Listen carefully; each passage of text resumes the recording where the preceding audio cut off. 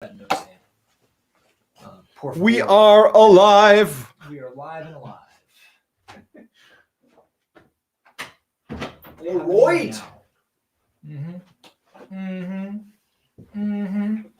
All right. All right. Okay.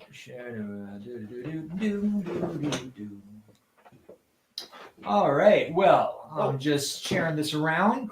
Hey, Monica, how are you? Nice to see you. We just did a kid show, and we're going to talk about that right now. How are you doing today?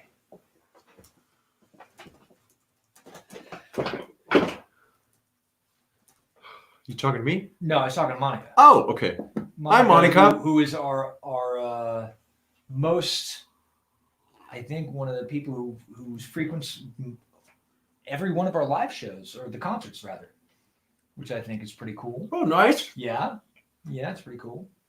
Let's see here, and I got to do one more thing before we do what we do.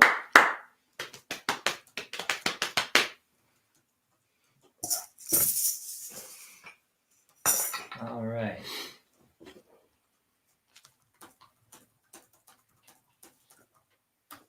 I wish there was a different way to do this. All right. Well, let's get this party started. Hey, thanks for the coffee, my man. Welcome, brother. Let's see.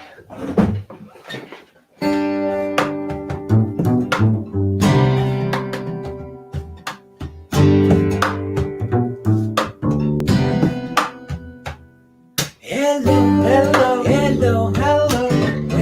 to the show. Hello, welcome to the show. Welcome to the show. How you doing, everybody?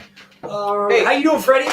I'm good. How about you? I'm doing all right, man. I've been having some quarantine blues. Past couple days. Blues. Quarantine Wow. blues, man. Sounds like a new song. I don't know, maybe not a great song, but it could be. Yeah, everything could be a new song technically. But no, I'm feeling fairly. I always feel much better when we do the show. It always makes me very happy. That's good to hear. Yeah, no, it's Makes your blues disappear. Well, I just like doing things. Like I'm not. I saw it, man. Like after the show, he was still looping and still pressing buttons, being like, "Hey, Freddie, I found something out!" Like, woo!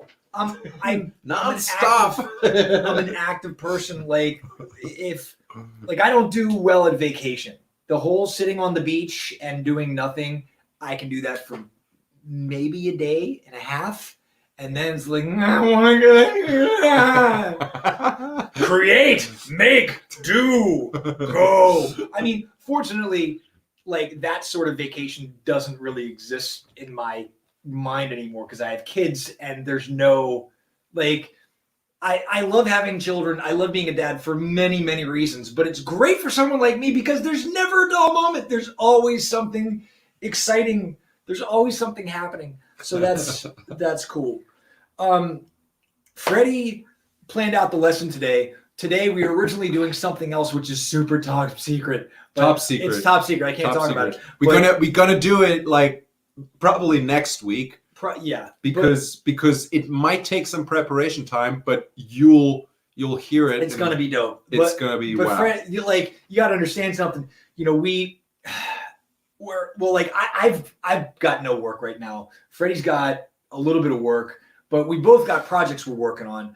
This is sort of our main baby, but Freddie is also in a band called the Joe Band with a wonderful singer and songwriter named Joe Wolf.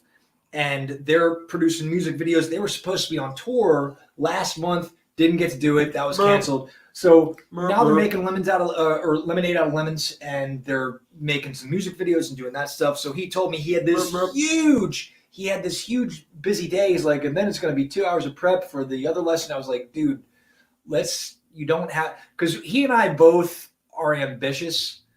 I think like we have an idea in our mind and we just go. And I don't always think about the fact that there are 24 hours in a day, not 36 or 48. So I told him, words of wisdom. Let's don't feel like you have to do that. So I came in the door. He said it was all prepped. He's like, we're doing hip hop today. And I was like, yeah, which scared me a bit. Because if there's one thing I don't want to do is fake the funk on a hip hop lesson. I'm not a rapper. I'm not a producer. But he's like, don't worry, it'll be great. So I listened to him. And it was a nice thing that you did. And what was the impetus, the foundation, Well, I mean, looking at yesterday's lesson, we were talking about, two-part harmonies and how to execute it and how it works. It was very theoretical. The outcome was very good. But today I wanted to have some contrast. And that means no singing, but rapping and talking about, you said it already in the session minutes ago, that we are layering sounds on top of another. For example,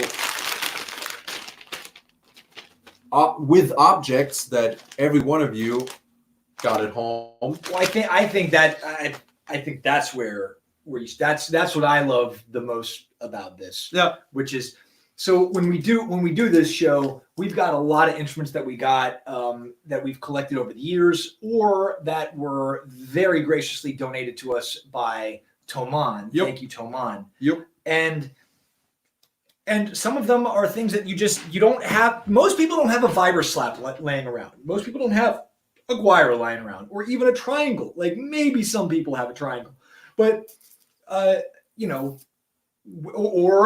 definitely not an upright bass. If people have a guitar, if your everyday person has a guitar, who knows what condition it's in, how old the strings are, et cetera, et cetera, et cetera. So one of the main motivations for what we do here is to spread the gospel of music. And we don't want people to feel like they're limited to that. So Freddie collected a bunch of stuff and showed us that. Yeah. So, I mean, like the drum kit makes sound or produces its sound out of sound, not particularly notes or any pitched sounds. So everything does make sound. For example, newspaper, that was the most obvious one that just jumped in my mind right away. Which has got at least 3 sounds, right? Like countless. I mean, more than that, but you've got, and these are things you don't always think about. But if you think about, there's the snap, right? I can think of 4, maybe just turning the page, right? Yeah. If I get real close, you got that, what is it, MSNR, SMNR, AS, I don't know what. ASMR. I don't know what the terms the kids are using these days. AMS, the AMSR, you got that rubbing sound in the paper, huh? And then you can, of course, do what else with the paper? You can, if you don't agree with the content of it, you just do this. Or bad grammar. Big words. I disagree. Fake news. I hate this soccer club. Bah! Yeah, but this is a big part. This is a big part of the stuff that we did is exploration. Yep. You have to, for example, you have to give yourself a little time to play around with the stuff that you're gonna turn into music later on. Yep. So this is a pen. Everybody got one at home. Yep. And we found out that every pen you're holding in your hand has a different click sound. So, and not only that, depending on how you pop the thing, there's this one. That's me keeping my thumb on it. Then there's the flick. Right? Yeah. So you got a couple ways that works. And then trying to contextualize this there are a couple ways that Freddie contextualized this. One is, where do these sounds fit within the framework of a drum kit? Yeah. Right? If you had a drum kit. Then the other way to contextualize it, well, where do we want to fall? Where do we want the notes or the beats to fall within? Yeah. Are they quarter notes? Are they eighth notes, 16th? talking about the foundation of a beat, we have basically so the most elementary sounds on a drum is the bass, Yeah. and the snare. Right. That's the thing. I And by see. the way, if you want to chat with us and talk to us, we love talking to people as they chat. Yeah. Just feel So free to write. say hello. Yeah. Feel free to write something. But that's the spine of the beat. That's the spine of a beat. You have the bass on a classical backbeat. You have the bass on the 1 and 3, and the snare on the 2 and 4. Right. So, first of all, don't let friends clap on the 1 and the 3. That's true, because the clap to me sounds more like the brighter snare sound than the bass sound, which is on the 1 and 3. Yeah. Germans will never get that. Domi's pretty good. Domi is pretty good, but he's a drummer. He's a great But drummer. no, I'm just kidding. Listen, when in doubt, like if you this is real talk right now. Okay. When in doubt, if you don't know when to clap, just clap on all 4 beats. Right? Then you have Schlager, right? But otherwise, if you can discern what's happening with the drum, it's bass clap, bass clap, bass clap. I'm begging you, if this is something. If people look at you funny at concerts, this is why, because you're not clapping. It's the same people who go like this way when everybody's going that way. Yeah. I'm doing it right. Right? Or like this, this, help me. Right. Like if you're help! No, it's this. If you're very insecure, just do that. Like you're 50% correct with that. Don't do that. Don't listen to Freddy right now. Freddy's guiding you down. No, but back to the topic, man. Right. Like you can cut it down to the hip part and the hop part. Now, I was thinking at first that it was just, the hip and the hop sound, and it sounds so, the genre hip hop sounds like the backbeat thing. But Guy explained to me where hip hop came from. What was it again? Winchester. Winchester. Hold on, what's his name? My brain's not so good. Yeah, it's so. Right. First off, one of the reasons why I had trepidation about this lesson is that, like I said, I am not trying to fake the funk on hip hop. I have so much respect for the genre. I'm very, very aware that I am a white boy from the suburbs of DC. So I'm not trying to talk out my neck. But when we're talking about kids stuff, there's really we're not talking about the whole history of it. But it comes first off, if you're not aware, hip hop comes from the Bronx. There's a great book if you like hip hop, which a lot of us do, or if you're just intrigued by it, because it's so intriguing. It's not just intriguing, it's fascinating. It's to me, it is not just to me, it is, I think it's the dominant musical force and has been for at least good 15, 20 years. What's the book called? Can't Stop, Won't Stop. Can't Stop, Won't Stop. And it's great. It gets into not just the musical foundation. Like hip hop is not just a musical thing. That's something a lot of people are not aware of. Depending on, like, if you look at what sort of African Bambaataa and the founders looked at it, it's cultural, it's artistic, it's dance, it's everything wrapped into one. Okay. But it was born in the Bronx out of some horrible stuff that happened in New York. When was that? This was in the so basically in New York. I might be, somebody feel free to correct me, but story time with Guy. In the 60s or 70s, there was a big plan to build like some kind of highway or thoroughway to get from Manhattan to New Jersey, right, through the Bronx. And all these developers and highfalutin folks made back deals to make this happen. And basically they started bulldozing, doing all this stuff. But then I think the economy collapsed. This might have been the economy collapsed. Something very bad happened financially to the city or maybe to the whole country. And that whole borough was left to rot, right? It was absolutely left to rot. And, there were very horrible consequences to that when we're talking about violence, when we're talking about the rise of gangs. That movie The Warriors, which is kind of cartoonish, that was rooted in a lot of reality. Okay, there were Facts. so Facts. many gangs. Like there were so many gangs. You could at times like it might be a different gang for a different block. Like you literally had to watch where you were walking, how you were walking, who you were walking with, everything you wore. It was nuts. So, and some of the things that were born out of that were, graffiti was a huge element. And a very powerful part of this book that I like is that, people who turn their nose up at graffiti for so long. Hey, Yuta Kim is on. What's up, Yuta? Nice to see you. A lot of people, turn their noses up at graffiti, but this was one of the ways they put it is that like everybody forgot and figured they'd ignore all this part of the city, which was so diverse. And then there was a lot of white flight. But this was a part of the city that was primarily Black and Latino, right?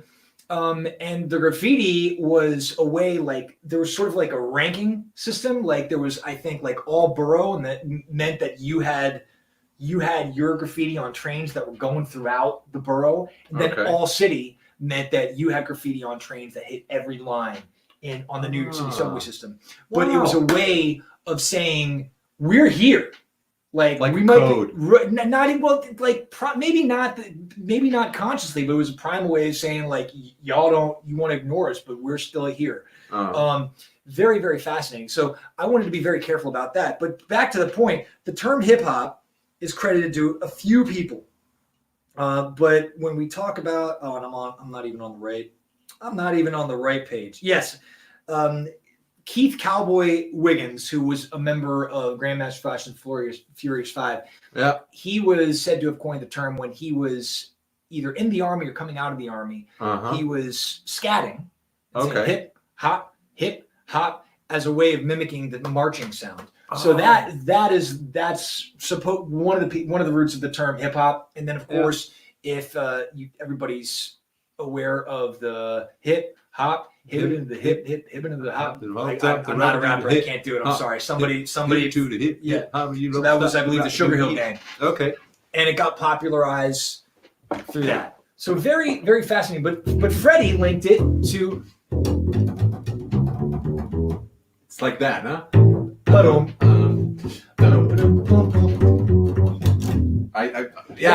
know the sound. Yeah. Like it's one of the most prominent bass lines played on an electric bass. And Freddie was like, well, hip and hop is clearly related to the bass and the snare. And he was kind of right. But when we talk about jazz music and bebop music, the terms and the names of those are related to the sound. It's kind of like onomatopoeia. It's an onomatopoeia in a way. And if you look at like soldiers walking, you have like if you stand up, if you go out of your bed. Yep.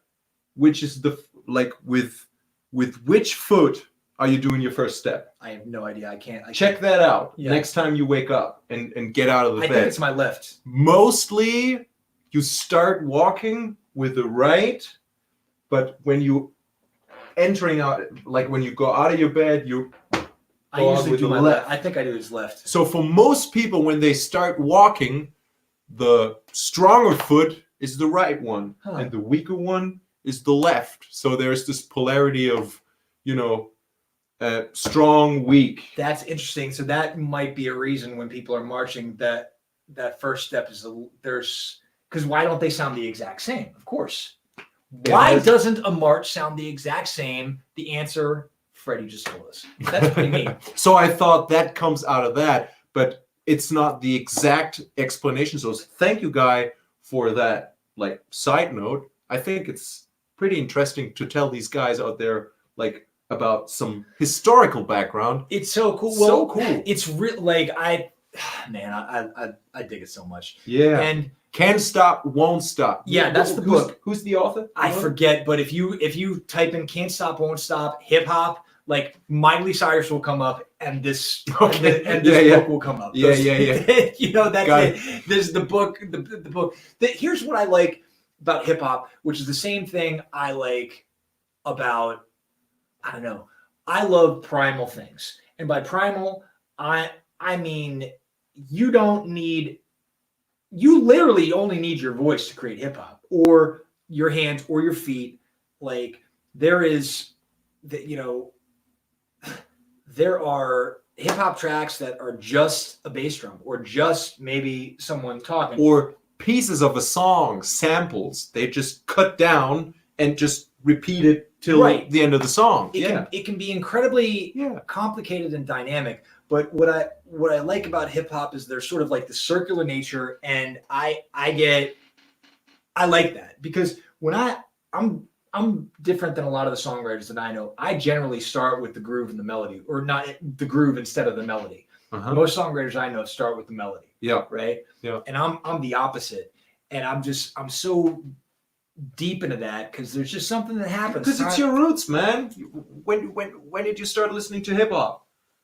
I didn't start listening to hip hop until I was about, how old was I?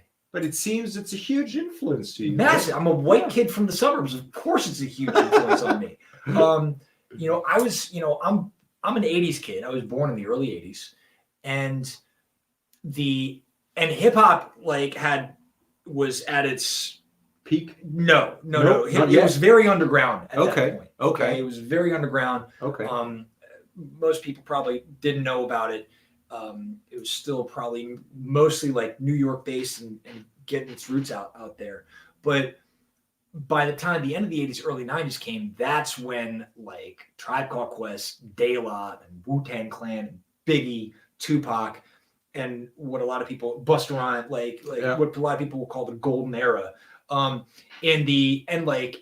LL Cool J, LL Cool J is fascinating because he crossed every time people were like, he's done, he would come back. Like it felt like 15, there was like a 15 or 16 year period where every time they thought LL Cool J was done, he came back and it was like I think the album was Mr. Smith. Holy Moses, that came out, I want to say in the mid 90s, something like that. But I grew up around DC, and radio, we've got a big radio culture in America. It's probably terrestrial radio, so radio that you hear in your car. Yeah. And that was a big thing. And WPGC 95.5 was the main the big hip hop radio station in DC area. So this was pretty normal. Also, there was Go-Go, which we'll talk about in another lesson. But yeah, man, it's just a lot of respect for it. But at that time in the 90s, right, especially in the early 90s, it was just dangerous music. It was black music. It was dangerous black music. It was straight associated with compared to today being super mainstream, you mean? Well, yeah, today of course there's gangster rap today, but even what it meant and what it was used, like when NWA, Dr. Dre, Ice Cube, and those guys were, and that was a whole other ball game. Okay. When the Chronic dropped, hip hop was then weaponized by the media to associate essentially the criminal element, and they used gangster rap as this is my opinion now. Gangster rap was used, still is today, as painting with a broad brush against see what they're like. They're glorifying this. And it's like an easy explanation of bad things happening in the world. So you can there are people who literally have doctorates, based on what they've learned from hip hop. It's just neat. So I didn't want to screw that up today. I mean, he was worried, and I get it why now. But you see, since our main audience is kids, it's just about showing the difference. It was very clever that we created some rap lyrics level 1, I'd say. We're not rappers, obviously, but still we wanted to give it a try. And I asked him because I'm a German guy, Herman the German, and I was thinking about it, and we just did some, and you were singing it before we were rapping it. I didn't mean to. And no, but that was great. That was great because it again contrasted the difference between what is a singer and what is a rapper, because the role within the band is pretty much the same. I mean, you're in the spotlight, you get the main focus, you are the storyteller. And to me, rap is more about keeping the rhythm and more about the story itself than if you would sing it, because the melody always tells a story within the letters You you're don't have using. to listen to a singer. Like Yeah. you just like Yeah.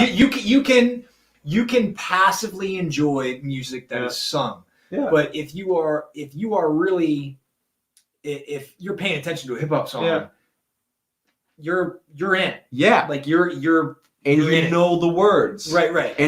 And the articulation, the rhythmical articulation is way more important. So if I'm gonna if we gonna cover an Eminem song, we won't do it, like never. And we would articulate it in a different way. People would like Eminem fans would start scratching their heads, being like, "What are you doing, guys? What are you doing? It's not the song. Yeah. Please stop." Well, I mean, if Guitar 5000 has a very interesting view. Great guitar player. Great guitar player. Subscribe to Incredible him. performer. Subscribe to him. Guitar 5000 has a very great view on cover songs, and his whole thing is that you need to if you're going to cover a song, you need to identify the elements that core that give the song its Yeah. life, that give the song its voice. Yeah. And that has to stay. Yeah. You can get creative with the cover, Yeah. right? But you need to find whatever that core element is. So if we were going to do that, which we're not, but if we were, theoretically, the core element to me would not be the music. It would be what and how Eminem raps. Yeah. That is the core Yeah. of the tune. Yeah. When you think of some other songs that we cover, right? That we Stir It Up, Bob Marley, right?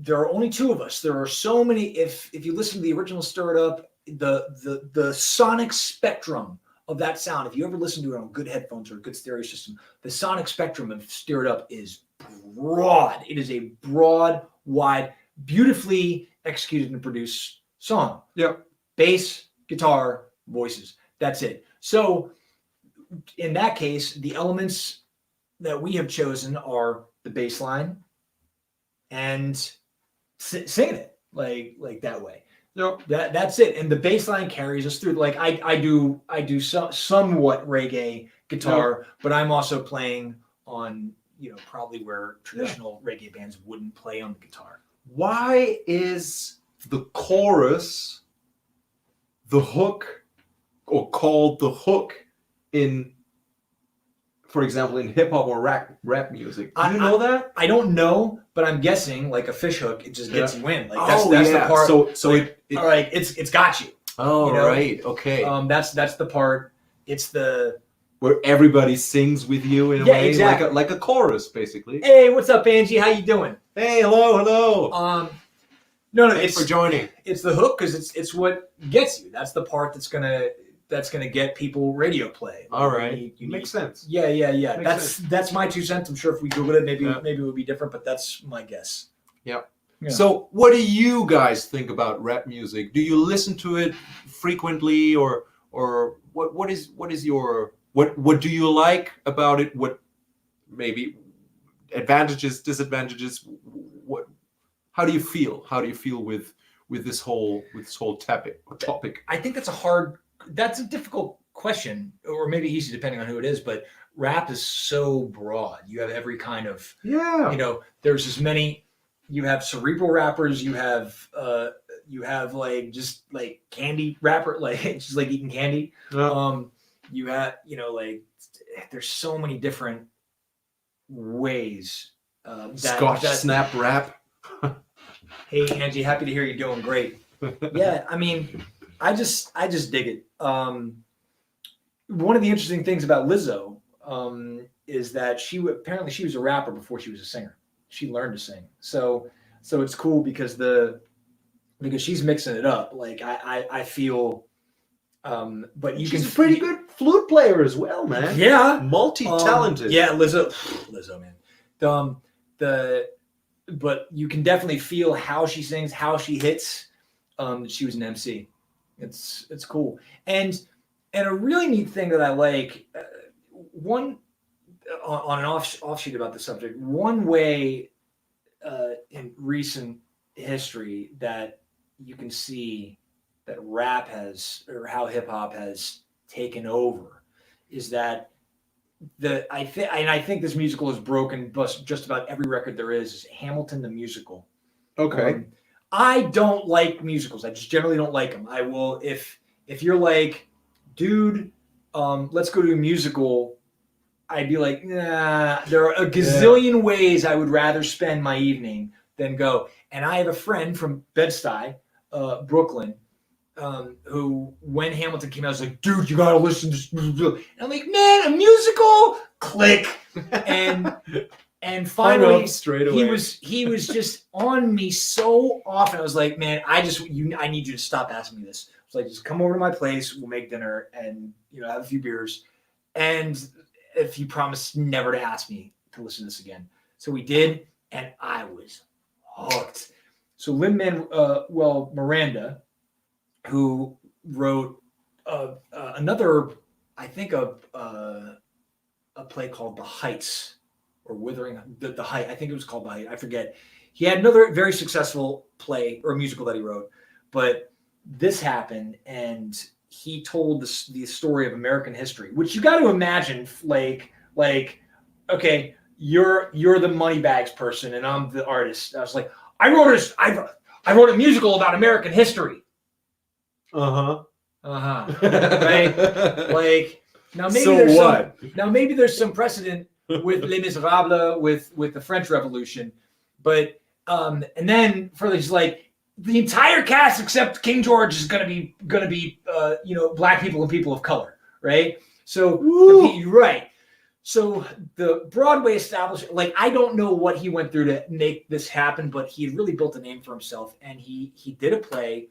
I think there's only one white actor, I think who was King George, but the music was I think co-written or definitely produced by the Questlove and the Roots, and nice. It broke like every. Got to see that. Like, they won all of the awards, or almost all of the awards. Angie saying such a big question or spectrum. I don't know much about it. Yeah, I mean, Angie, it's one of those things. Me neither. You dig into it. Angie, if you are interested, there's a great book called Can't Stop, Won't Stop, which can tell you a lot about the rise of hip hop.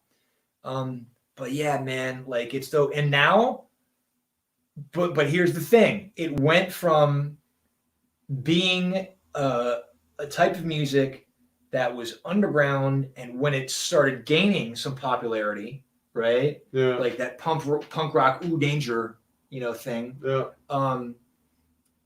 That it was weaponized against the entire community from where it came from, whether they created it or not. And now I cannot walk down a street without seeing elements of fashion, or hearing it in sound. True. Or I can't.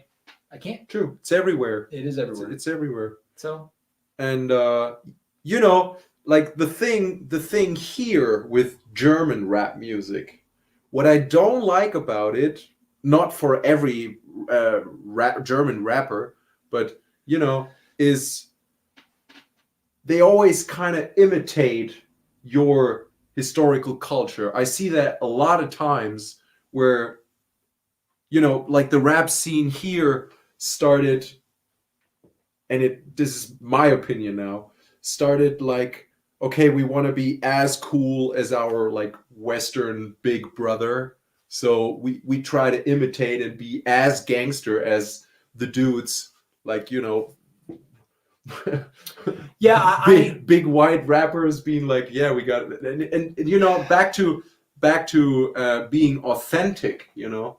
And this is the thing why it felt so weird, you know, us talking about rapping ourselves, but you know, it's weird, but it's so much fun. well, I love it. I think like we're artists, I'm a musician, that there is every element of every piece of music was, if you look at the tree of music, I mean, even when people first started sampling and rap, a lot of the samples were from rock music, or funk music or jazz music, Motown. but like Motown. But there was also, several rock samples that they used for scratching the record, like all this stuff. How that happened, yeah, man, it's a fine line to walk. Or actually, I don't even know if that's correct.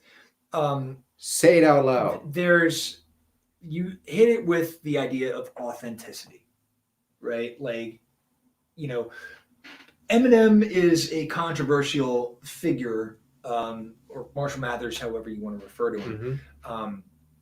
And there are countless opinions from every type of community, but definitely it's divided in the Black community in certain regards, about whether he, deserves the hype. Is he a culture vulture? Is this cultural appropriation? He is the exclamation mark, I think. Well, he's in between. Well, he is outstanding. I personally don't think so, because, and again, I'm open to correction about this, and this might be up for interpretation, but I believe cultural appropriation happens when it's like writing a paper and not citing your sources, right? Mm-hmm. If you write a paper and you say, well, you can't step in the same river twice, and you don't cite Heraclitus, the pre-Socratian reader, you are plagiarizing. You're taking something as your own. I'll give you a great example. A few years ago, at one of the big fashion shows, there's this, and I don't even know the designer's name, but he had the stylist do what's called baby hair to the scalp. So baby hairs, if you don't know what that are, these are the little hairs that might stick up, that very aren't as long thin, as who knows, that just aren't as long as your other hairs. You got some, Mm. and they can be kind of annoying to deal with, but he had them style his fashion shows, so they sort of went on the head. Now, that's been going on in the Latino community, especially, I think, on the West Coast, in the Black community for a long time. Yep. And when this white designer did it, he got all this praise, like, it's so brave. He's so brave. It's such a blah, blah, blah. He's so brave. And there was no mention from the writers who were praising him or on his side that my inspiration came from seeing these women in LA, these Latino women wearing this, or these Black women that I saw. There was none of it. But it's the same. It's the same with sampling. Same thing. Same deal. Like, I see it as a transformation if you take it saying that it's a cover or you took that sample from whatever song. It's very important to always give credit to the creator. Always.